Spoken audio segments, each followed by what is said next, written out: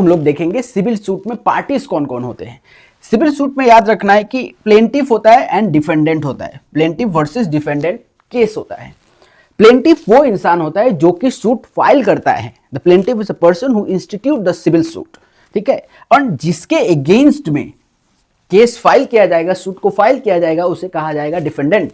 For example x ने अगर suit file किया तो एक्स होगा प्लेंटिफ। अगर एक्स ने वाई के अगेंस्ट में सूट फाइल किया तो वाई हो जाएगा यहां पे डिफेंडेंट। यानी कि जो केस करता है वो प्लेंटिफ, जिसके अगेंस्ट में केस किया जाता है that person is known as defendant.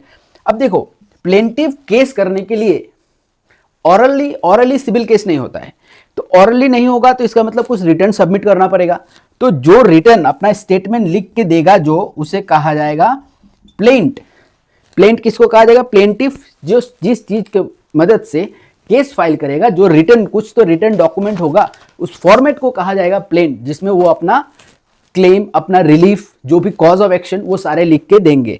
तो उसे कहा जाएगा प्लेंट। एंड प्लेंट पाने के बाद जिसके अगेंस्ट में केस किया गया, मानो वाई इसका रिप्लाई देगा, तो उस रिप्लाई को कहा जाता है रिटर्न स्टेटमेंट, ठीक है।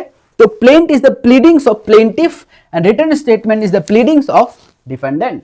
तो ठीक है, ये प्लेंट एंड रिटर्न स्टेटमेंट को एक साथ प्लीडिंग्स भी कहा जाता है। Pleadings means the statement of both the parties.